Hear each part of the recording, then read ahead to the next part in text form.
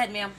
As a parent, I always try to keep communication open between me and my kids. And as a parent, I'm always watching my kids, so I know when certain things are going on. So I will always have like a moment. Like when they come home, I always have to ask them, "How was your day? How was school?" A lot of times I have it where if I tell them if my door is open, whether it's closed, knock on the door. If however you feel, come in there and talk to me. Cause you have to, you know your kids, and you know when certain things are going wrong, or if, like Tony said, you start seeing certain behaviors, but you can't ignore them because me being a victim, but I'm a survivor now, and having childhood trauma, I started noticing certain things that I was doing. So once I was vocal to my oldest for as what happened to me, she became more open and transparent. So at the same time, it's just like I try, like even if she say, "Mom, I'm stressed. Why are you stressed?" Okay, so before you tell me why you stressed, I want you to take a deep breath and breathe in and breathe out. Okay, do it again. Okay, now I tell her, put her hands in my hands. Okay, what's wrong? And look me in my eyes and tell me what's wrong with you.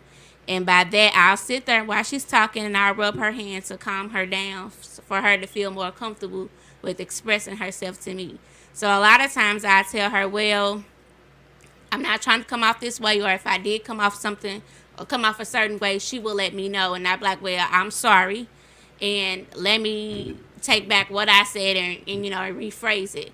So being a parent, I know even with like sometimes my job that affects me, so I have to sit back and kind of like refrain from certain things where I'm like, I'm sorry, I didn't mean to say that.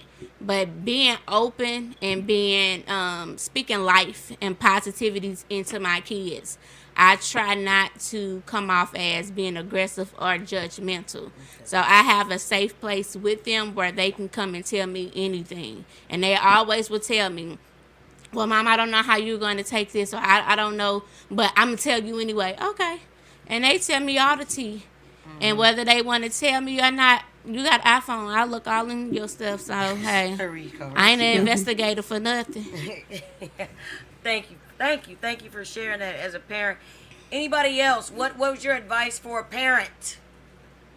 I say having patience, never That's being too true. busy, like she said, to listen. There's a lot of parents out there that's in school or working, never and having that patience to never leave your children in the mess. There's a lot of times where they do make mistakes.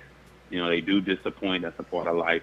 Never leave them in the mess. You know what I'm saying? Create an environment That's for them right. once You again live and you for them learn. to have voices. Yeah, to have voices and to address their emotions. You know what I'm saying? There are people that are growing adults as well.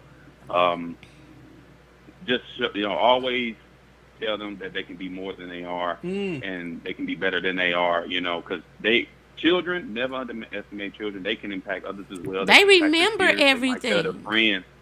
Yeah, they remember everything. They're like sponges.